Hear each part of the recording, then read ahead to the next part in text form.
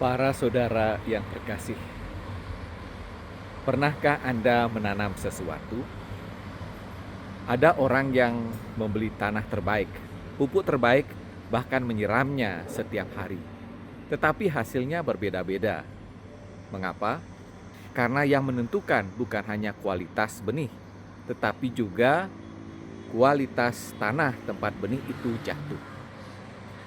Yesus memakai gambaran ini untuk bertanya kepada kita, hari ini, tanah seperti apakah hati kita? Sebab sabda Tuhan selalu baik. Persoalannya bukan pada benihnya, tetapi pada kesiapan hati kita menerimanya. Para saudara yang terkasih, dalam Injil hari ini Yesus menceritakan perumpamaan tentang penabur.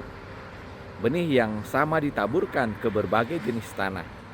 Ada yang jatuh di pinggir jalan, di tanah berbatu, di semak duri, dan akhirnya di tanah yang subur.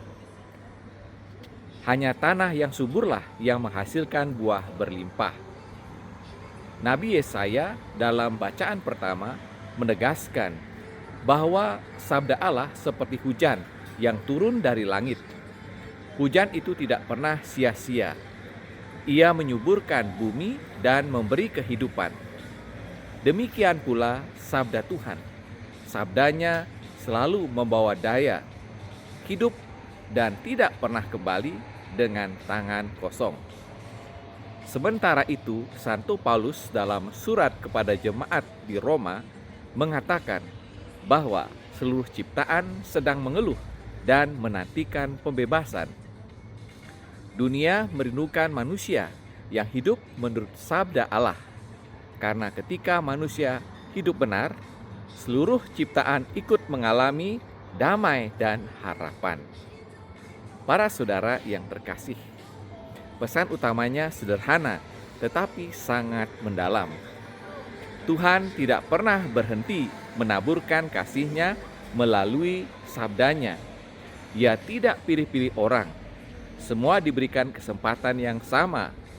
Namun Tuhan juga menghormati kebebasan manusia.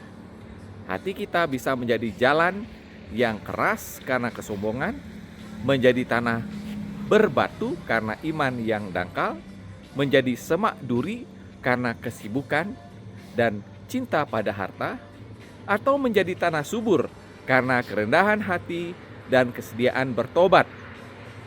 Iman yang sejati bukan hanya mendengar sabda, tetapi membiarkan sabda itu mengubah cara berpikir, berbicara, dan bertindak. Para saudara yang terkasih, di zaman media sosial seperti sekarang ini, setiap hari kita dibanjiri begitu banyak informasi. Ironisnya, kita sering lebih cepat percaya pada berita yang belum tentu benar daripada mendengarkan sabda Tuhan yang memberi kehidupan. Karena itu, mari bertanya kepada diri sendiri, apakah hati saya masih menyediakan waktu bagi Tuhan? Apakah saya membaca kitab suci atau hanya sibuk dengan telepon genggam? Apakah sabda Tuhan sungguh mempengaruhi keputusan-keputusan saya setiap hari? Jika setiap hari kita meluangkan beberapa menit membaca Injil, merenungkannya, lalu berusaha melaksanakannya, perlahan-lahan hati kita akan menjadi tanah yang subur. Dari hati yang subur akan tumbuh keluarga yang damai, lingkungan yang penuh kasih, dan masyarakat yang lebih baik. Para saudara yang terkasih, hari ini Tuhan kembali menaburkan benih sabdanya. Benih itu pasti baik dan penuh kuasa. Yang menjadi pertanyaan bukanlah apakah sabda Tuhan mampu mengubah hidup?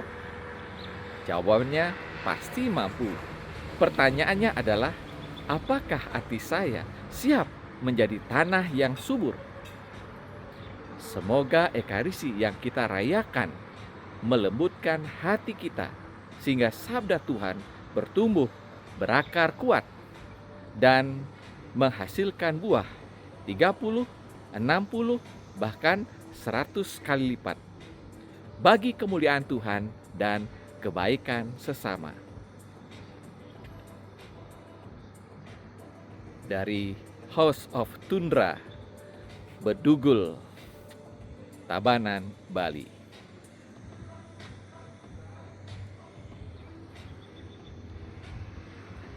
Tuhan memberkati.